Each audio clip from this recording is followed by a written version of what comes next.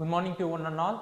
Welcome you all to the Daily Indian Express newspaper analysis for the date 26th January 2024, brought to you by Ganesh IAS Academy. Okay, let's get into the today's newspaper analysis. Mentioned here are the list of articles which we are going to have the analysis in the upcoming slides. So have a look at it. So these are all the articles which we are going to have the analysis in the upcoming slides. So we will look into the articles one by one. Bright arc of India-France tie. As we all know that in our Republic Day, France president has been invited as the chief guest. So this is what the news is about. That is the reason why it has came in the newspaper. So in this news, we will analyze about the different aspect of India and France ties. First, we will look into how the news has been related with examination. Under prelims, the news is related with current events of national as well as international importance. Similarly, under mains, it has been related with bilateral, regional and global groupings and agreements involving India or affecting the India's interest. So this is how the news has been related with UPSC prelims as well as mains. Okay, let's look into the details of the news. So in 1998, French President Jacques Chirac has expressed the idea of partnership for the 21st century with India. Why? Because this man has predicted or made an assumption that India is going to be the powerhouse during the 21st century. That is the reason why he has made such a statement during 1998's visit to India. And Chirac was the chief guest for India's Republic Day during 1976. But during 1976, he was chief guest in the capacity of Prime Minister of France, not as the President of France. And during that time, we all know that India was under emergency. And after Chirac's visit in 1998, India conducted nuclear tests during the May month of that year. In both the instance, that is during 1976 when India was under emergency, and during 1998 when India conducted nuclear test, the Western countries severely sanctioned India. But during both the times also, the France haven't made any kind of sanction. On the contrary, they have supported the India's cause. And this is what the thing is about. And both the instance of the France stand with regards to the India's, that is during 1976 as well as 1998, emphasizes that the France approach towards the Indian policy or Indian foreign policy is pragmatic, as well as it has foresighted the India's powerhouse. India is going to be the powerhouse in the 21st century. And this is the 6th time French leader will be the chief guest for India's Republic Day celebration. And the one important thing which we have to note is that the first invitation which India gave for the Republic Day celebration is to the US President Joe Biden. But after his non-availability, India has changed the chief guest to the France president, that is Emmanuel Macron. But so with knowing that France is the second option for India, they have graciously accepted the invitation, and also at the same time they have participated in the Republic Day celebration as the chief guest. This shows how France considers India as important partners with regards to the future development and also with regards to the Indo-Pacific arena. Okay, this year is the 25th year of the strategic partnership between India as well as France. So the India and France strategic partnership, the first that India signed with any other Western countries, has seen progress in bilateral, regional as well as the international context. And the defense, security, civil, nuclear, space are the thing which are the important pillars that constitutes the strategic partnership between India and France. And it also includes the component of Indo-Pacific. And the comprehensive roadmap between India and France was adopted last year, and it classified 3 pillars. That is the partnership for security and sovereignty, partnership for planet, as well as partnership for people. So these are all the 3 pillars that encompass the roadmap between the India and France relationship. Okay, let's look into the major pillars of the cooperation between India and France. The first pillar is the defense. See, India and France have the robust defense partnership And the bilateral defense cooperation is reviewed under annual defense dialogue, which will be represented by the defense ministry of the both the sides, and also high committee of the defense cooperation, which will be represented by the secretary level on the both sides. And the DRDO has also opened its office in 2023 in the embassy for strengthening the technical cooperation with regards to the defense relation. And then the procurement of the Rafale jet by India from France is the testament for the defense relationship between India and France. And also France defense exercise with India has grown in the scope as well as the complexity over the years. So this is what the defense relationship between India and France is about. And let's look into the space relationship. So this year is going to be the 50th year of the relationship between the ISRO as well as the French Space Agency. And France is the major supplier for components as well as equipments for ISRO programs. And in terms of civil nuclear cooperation, see, progress has been made on the Jaitapur nuclear power plant, which was signed during 2008, but the progress was very slow. And at the same time, the two countries have also agreed to establish a partnership on the small modular reactor and advanced modular reactor, which will be set up in India with the collaboration between India and France. And in terms of economic relation, France is one of the largest investors in India with FDI inflow of US $659.77 million for the financial year 2022-2023. And the cumulative FDI stock which has flowed from April 2000 until September 2023 is $10.76 billion. And there are over 70 Indian companies which is employing more than 8,000 French citizens. So these are all the economic relationship. And also there is another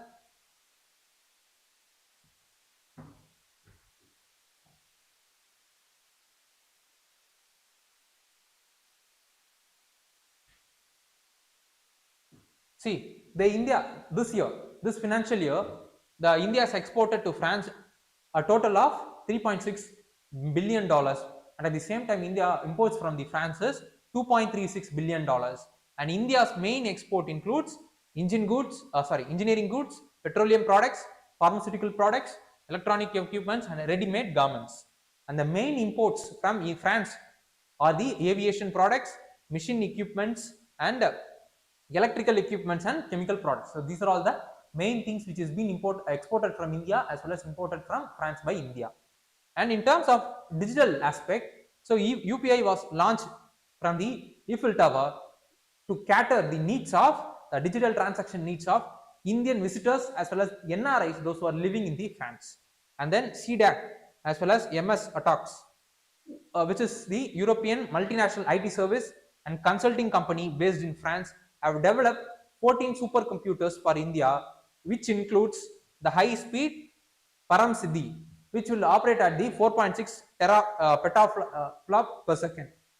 So these are all the digital aspect of relationship between India and France. In terms of education, approximately 10,000 Indian students are right now studying in the France across various streams as well as discipline, and the agreements on mutual recognition of degrees was signed on both the sides during 2018, and Indo-France campus for the health was launched in June 2022 to offer the double degrees. And there is a scheme that also allows the students to stay in Europe up to 2 years after finishing their master degrees to look for a job. This scheme was also being renewed in 2023, and it also been agreed to increase the number of students intake into the France university by 30,000 by 2030. And at the same time, France also announced the issue of Schengen visas to Indian alumni who have completed at least one semester of their master degree in France. So these are all the educational relationship between India and France. In terms of community that is living in France is, the mainland France constitute nearly 1,19,000 Indians, which includes the NRIs. And most of the peoples are from Puducherry, Karaikal, Yanam, Mahi, Chandranagur, Tamil Nadu, Gujarat as well as Punjab. In terms of tourism, about 2.5 lakh French French people have traveled to India in 2019, while about 7 lakh Indian went to the France for the tourism. In terms of destination within the India, Rajasthan is the leading Indian destination for the French tourists, and the foreign tourists arriving in the Rajasthan generally have doubled since 2018. So this is what the tourism relationship or the tourism aspect of relationship between India and France. In terms of the relationship between both the countries at the international fora is France has continued to support India's permanent membership in the United Nations Security Council, and also at the same time France also supported the India's accession to the missile technology control regime and also Australian group, and at the same time France also backs India's membership to the nuclear suppliers group, which right now China is blocking the entry of India into that group. And in terms of the expectation from the recent visit by the French president to India is, the current visit will give Indian Prime Minister as well as the French president an opportunity to exchange notes on the issue of the mutual interest like Russian-Ukraine war, Israel-Hamas war, China's assertiveness in the Indo-Pacific, as well as the defense-related cooperation. And in terms of what the French diplomats are saying is that, see, the Chirac, who was the 1976 French Prime Minister and 1998 French President, who have visited India both the times, and he is the admirer of India and saw India as the, as I said, major emerging power and the powerhouse for the in the 21st century, and that is the reason why he has ensured that there is a greater relationship between India as well as France, which the Macron is carrying forward. So this is what the expectation from the recent visit of the French president to India. So what need to be studied further is we should be aware of India-US relationship, as well as what is United Nations General Assembly, what is United Nations Security Council, its structure, function, as well as the objective and the members, who are all the members of it, and how the elections are being conducted in the United Nations Security Council. And we should also be aware of MTCR, Wassenaar Group, as well as the Australian Group, in all the group which India is also member, and also we should be aware of NSG and why India could not become the member of the NSG. We should be aware of it. So these are all the things which we needed to be further aware of, and with this we have reached the end of this topic.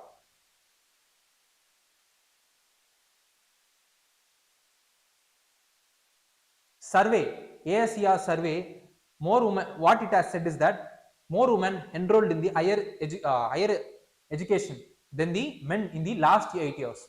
So this is what the finding that has been brought out by ASER report, which has been released recently. So let's look into how the news has been related with examination. Under prelims, the news is related to economic and social development. Similarly, under mains, the news is related to Indian economy and issues relating to planning, mobilization of resource, growth, development and employment. So this is how the news has been related with prelims as well as mains for the UPSC exam. Okay, let's look into the details of the news. The last 8 years, more women have enrolled in the higher education when compared to men. And according to 2021-22 All India Survey, in short form, ASER, All India Survey for Higher Education, what it has said that women make up the 55%, that is a major chunk of the total increased enrollment, that is 91 lakh in higher education since 2014-15 time period. And according to the latest survey, what it has said is that out of the overall enrollment of 4.33 crores, 48% are women. Since 2014-15 time period, women enrollment has shown the steady increases, and then women enrollment has climbed by 18.7% during the course of 5 years, that is from 1.74 crore during 2017-18 period to 2.07 crore in the 2021-22 period.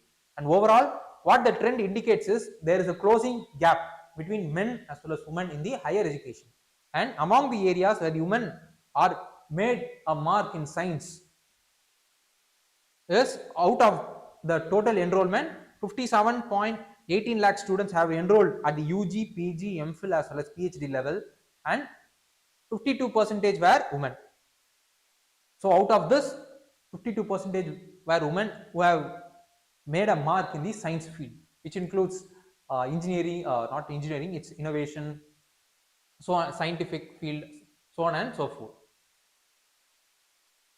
And in terms of UG level in science, it is 51% of the total women have enrolled in the science stream, and in terms of PG level it is 61.2 percentage. In terms of PhD level it is 62.62 percentage, and there is still the gap exists in the engineering as well as technology discipline. So there is a vast amount of gap exists in this field, and in terms of number, in terms of quantity, only 11.3 lakh women have been enrolled in the engineering as well as technology field, and in terms of men, 27.6 lakh men have enrolled in the engineering and technology field. So we could be able to see that approximately 16.3 lakh differences is between the men and women in the engineering as well as discipline field, technology discipline field. So okay, this is what the findings that has brought out by the ASCR survey. Let's look into what does the survey is about. What does the survey ASCR, that is All India Survey for Higher Education, is about. It is been conducted by Ministry of Education since 2011, and the data that has been brought out by the ASCR survey will be used as the source for budget formulation, scheme formulation, program as well as policy formulation, and it covers all higher education institution which is located in the Indian territory and imparts higher education to the students in the country, and it will identify, capture all the institution of higher learning in the country, and it collects the data from all higher education institution on various aspects of higher education. And at the same time, for the first time in 2020-21 edition, higher education institution have filled the data using online data collection platform which through the web data capture format. So this is what the details with regards to the All India Survey on Higher Education is about. Let's look into what are all the areas which we needed to be further aware of. Is we should be aware of the fundamental rights as well as the DPSP related to the education. Secondly, we should also be aware of what is UGC, what is AICTE, and thirdly, we should also be aware of the Right to Education Act 2009, and then what are all the different education related welfare schemes being implemented by the central government. These are all the areas which we needed to be further aware of, and with this we have reached the end of this topic.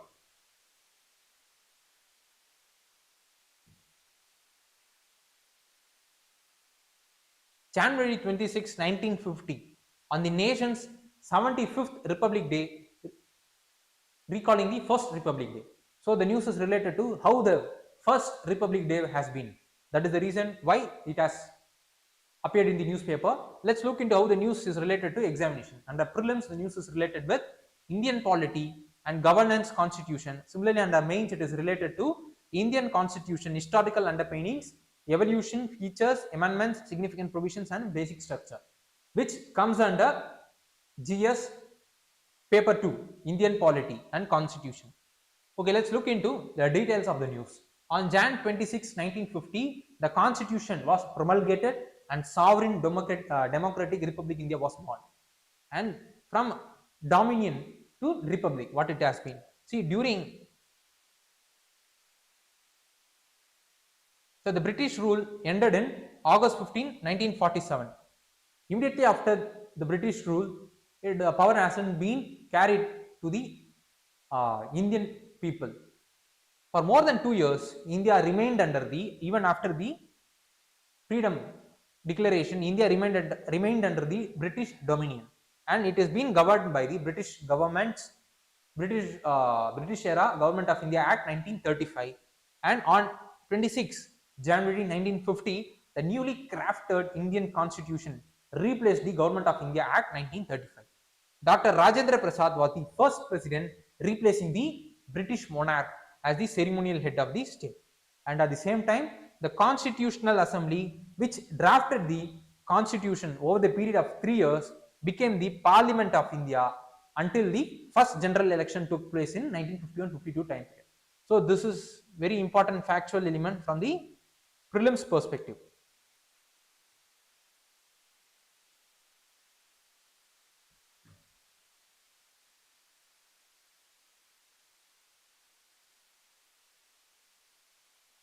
Okay, let's look into the ceremonial parade. So the military parade which is being conducted during the Republic Day parade are the symbolic expression of the state's authority as well as prestige. During the Raj, that is during the British Raj period, royal parades and processions projected the British colonial power to Indians as well as the world. And the new republic decided to continue with the tradition and to reclaim it for the Indians, not for the British people. Since 1950, the Republic celebration headlined by military parade in Delhi became grander as well as more spectacular over the years, and it has evolved in different aspects. In 1950, the parade was held in Ivan Amphitheatre, which is opposite to Purana Quilla, which is now been called as Major Dayan Chand National Stadium. And President Rajendra Prasad inspected the parade, and the Indonesian President Sukarno was the chief guest. So, which is also very important from the perspective of prelims. They might be asking who is the first chief guest for the Indian Republic Day celebration. So, so the job has not yet done yet. See, while on January 26 was the day of celebration, the leaders of the nation knew that still India has a long as well as difficult road way ahead. What Ambedkar, who is the chairman of Constitutional Assembly's drafting committee, has said is that, so we have entered into the new life of contradiction. In politics, we will have equality, but in social as well as economic life, we will still have inequality. This inequality need to be removed at the earliest possible moment, or else those who are suffering the inequality for the longer period of time will blow up the structure of political democracy, which this assembly, that is the Constitutional Assembly, has so elaborately built up. So this is what the thing is about. Let's look into what are all the areas which we needed to be further aware of. This we should be aware of what is preamble, what is fundamental rights, what is DPSP, and important elements in it, what are all the difference between all the three, and we should be aware of National Human Rights Commission, and then we should be aware of the freedom movement, the history of the Indian freedom movement. So these are all the areas which we needed to be further aware of, and with this we have reached the end of this topic. Japan's precision moon lander hits the target, but it looks upside down. So recently Japan's moon landing mission has hit the target, but the target has been upside down. The probe, which is the lander, has landed on the area which the Japan wants to land, but it has landed in the upside down. This is what the news is about. Let's look into the details of the news. First, we will look into how the news is related with examination. Under prelims, the news is related to current events of national as well as international importance. Similarly, under mains, it has been related to awareness in the field of IT, space, computers, which comes under GS paper 3, science and technology. So Japan Space Agency, what Japan's Space Agency has said is that its first lunar mission, which has hit the tiny patch on the moon surface, which it was aiming for, and it is a successful demonstration. But the probe appears to be, the lander appears to be lying on the upside down. So Japan became the fifth country to reach the moon when the smart landers for the investigation of the moon, that in short term it is called as SLIM, has touched the moon. Previous moon related probes have used the landing zones about 10 km wide, but the SLIM has used or targeted at the 100-meter precise landing, so that in the future area, the precise area of the moon could be easily landed as well as probe, which is being demonstrated through the SLIM program. Let's look into the SLIM program. The launch and design. It has been launched by Japan Space Agency on September 2023, and it is the lightest spacecraft, weighing only around 590 kg when compared to Chandrayaan 3's 3900 kg. SLIM aims to demonstrate precise lunar landing, which I said in the previous slide, and it targets in the landing with its target is to land within the 100-meter of its chosen site, and it is present in the Shiloi crater. And unlike the Chandrayaan 3's Haman transfer orbit, SLIM followed the longer fuel efficient path based on the weak stability boundary theory. And the SLIM's attempt to land within the minimal deviation from its target site sets a new standard for Luna's mission. And the spacecraft will deploy two small rovers, that is called LE-11, LEV-1 and as well as LEV-2 to study the Luna's surface temperature, radiation and potentially the moon's mantle. So this is what the details with regards to the news SLIM programs about. So what is the concern the program holds is, first and foremost, it is the rugged terrain on the moon's surface. Secondly, the hardest landing. So the probe has landed on the moon in the upside down position mainly because of the hardest landing than expected by the Japan Space Agency. Secondly, it is the rugged terrain, and apart from it, what benefit does it holds is that the program holds is that, see, the data about, it gives data about the moon's resources which could be utilized for the nation's development, and the exploration in the moon will enable the astronauts to use moon as the launch pad for the future deeper space exploration. So these are all the benefits the SLIM program holds. So what need to be studied further is, we should be aware of what is Chandrayaan 3, what is Aditya L1 mission, and we should be aware of the structure as well as the scientific aspect of the moon. So these are all the areas which we needed to be further aware of, and with this we have reached the end of this topic. Let's look into today's practice prelims question. Mentioned here is the today's practice prelims question. So those students, those who are watching this session online, please do comment the option point for the question which you are seeing right now on the board. So with this, we have reached the end of today's session. Please do like, comment, share as well as subscribe Ganesh IAS YouTube channel so that you will be receiving daily current affair analysis notification and also weekly science and tech as well as environmental related notification, and also the other important session which will be brought to you in the future by Ganesh IAS Academy. Thank you.